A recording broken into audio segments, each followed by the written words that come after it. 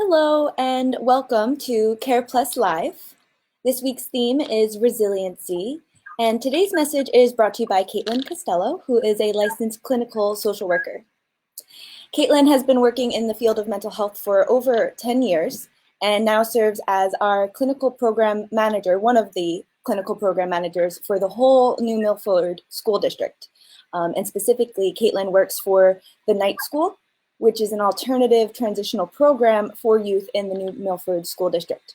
In addition to all of that, Katelyn also specializes in grief counseling and bereavement services for youth, families, and adults.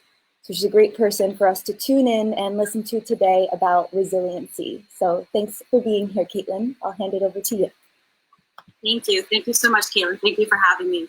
I'm really, really excited to be here, especially because of what you had just mentioned at the end.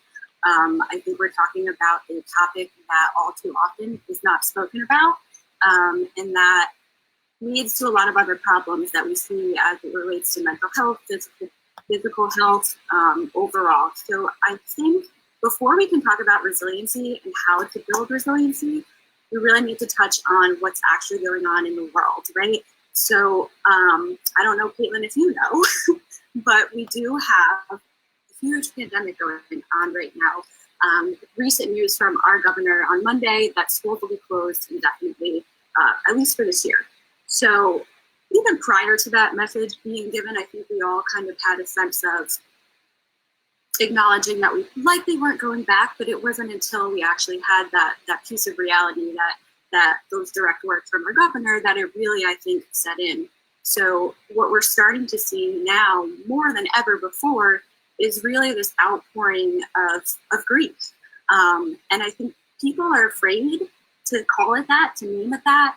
People don't even really recognize that that's what it is, because it's such a feeling of discomfort, but also because we're not used to grief in this context. When we talk about grief, typically we're talking about somebody who dies. And while that is certainly happening, and it's happening at a much quicker rate than what we're used to seeing, without all of the luxuries of the rituals that we're used to, but we're also talking about grief in the sense of loss.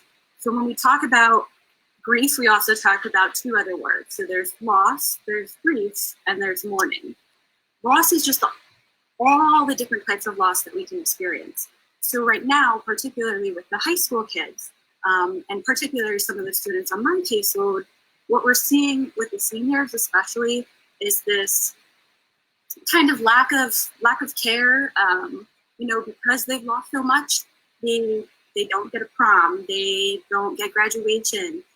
Something as simple as being able to throw your cap up, in the air and walk across the stage is something they've been working towards for 18 years. And we're not even going to touch on how they're feeling, how their parents might feel about that as well. I know I myself, as their therapist, I'm grieving the loss of being there and getting to watch that. And that's just me. And I'm a therapist, and I'm a grief therapist, and I'm well versed in this, and I'm supposed to be the expert, but I'm grieving too.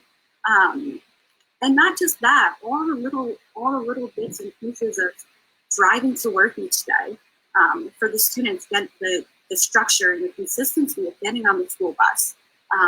Those were all losses. Whether or not we see it like that is not or not, I think we need to give ourselves the permission to start to at least see it like that. And one of my favorite quotes by Mr. Rogers is, anything that's human is mentionable, and anything that's mentionable is manageable. So as long as we talk about this and we give our students, our children, our peers, our friends, our coworkers, the permission to feel and to talk about it without fixing it, which is really important, that's how we build resilience. That's how we start to build resilience. And the more we can normalize this conversation, the more we can have conversations like this live on Facebook, especially in the midst of this pandemic, the more we continue to normalize that conversation, and the further permission we're giving to everybody else to do the same. And that's really what is so needed. There's a quote that's coming to my mind also, is from when I was at Imagine, the Children's Bereavement Centers. The most important thing to teach a child is how to grieve. And we don't do that. We don't do that for good reason, with the best of intentions, because we want to protect. But when we protect, we're really only protecting ourselves from looking at them or the other person being hurt. And I think we're also protecting ourselves from this feeling of not being able to do anything about it, to not be able to fix it. Mary Robinson, one of the most wonderful grief gurus in the world, would say, "Nothing's broke, nothing needs to be fixed." And that's such a difficult concept to wrap your mind around, because everything broke, right? It feels like everything is broken. I can't leave the house. I can't see my friends. It was Mother's Day yesterday. You can't leave and go spend time with your family. So yes, things are broken, but there's nothing to be fixed right now. It's just kind of letting yourself be, which I always tell my students and my clients that that's the most challenging part, is to give yourself the permission to be where you're at each day. And if today I wake up and I'm at 20, then that's okay. Is there somebody in my life that I can reach out to that can maybe give me the other maybe 40% or like another 20%? So at least I could get up a little bit. But even if I can't, like, being okay with being here. Because if I'm here today, it doesn't mean I'm necessarily going to be here tomorrow.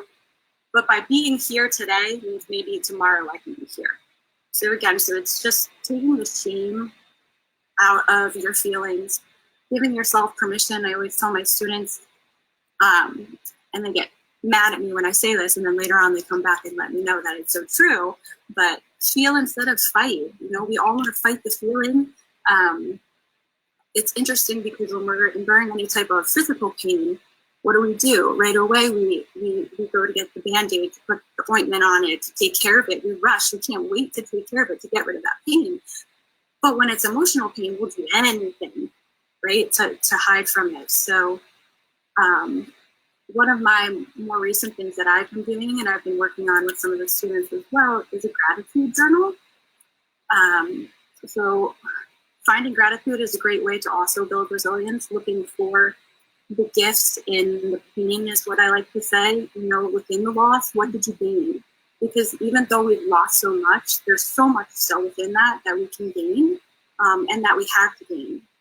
But we have to allow ourselves to try to flip the way that we're thinking so that we can see it like that. And when we're not able to, we also have to give ourselves the permission that that's okay, that we can't do that for today.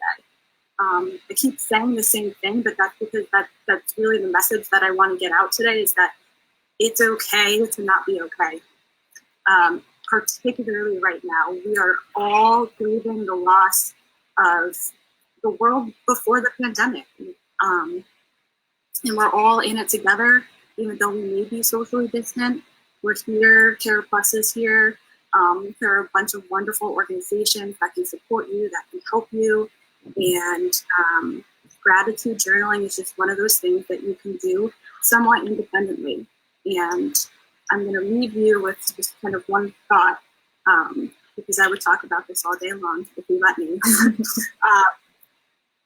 When you're doing your gratitude journal, or you're thinking about it, or maybe you're not quite ready for the journal step yet, one thing that I like to do when I get stuck in this negativity cycle of, is this ever going to be over, and all an emotional overflow, is to reframe that and say, this is good because. Mm-hmm. Right? So right now I want to say, this is horrible because. But why is it good? This is good because I have more time to spend with my mom, to bond with my mom. I have more time to work on myself, for my own self-growth, to discover maybe there's something more. Maybe this is exactly where I'm supposed to be right now doing this. I really believe that. So for me, that's the gift. And I hope that you're able to find some gifts, or at least some sense of gratitude amidst all of the chaos. So that's it. Awesome. Thank you so much, Katelyn. That was really amazing. And just for me personally, that idea of like what good is coming from this. And I kind of joke, but I'm serious and I know so many people, especially in our area, could probably relate to that constant need to be doing something, and the next activity, and your whole schedule is packed. And it's like, it took a pandemic for me to break free from some of that overdoing. And it's hard to accept that, but we are all in this together. And just like Katelyn said, not only are we as Care Plus so proud to have people like Katelyn in the schools supporting our students and supporting the schools, but we also have a full array of services for children, families, and adults through Care Plus. And right now in this post, there's a phone number for our admissions line. They take calls from 9 a.m. to 5 p.m. And we are pulling together our grief specialists at this time to really provide those services. And everything is, for the majority, available via telehealth. So you can have a session just like this from the comfort of your home and feel that support. And one final note is, in this post, we left a link to an activity called Changing Plans and Handling Disappointment, which is available through My Strength. So access code is in the post. And if you have any questions, we are here for you. So thanks again, Katelyn. Have a great day, everybody. And thank you. Have a great day.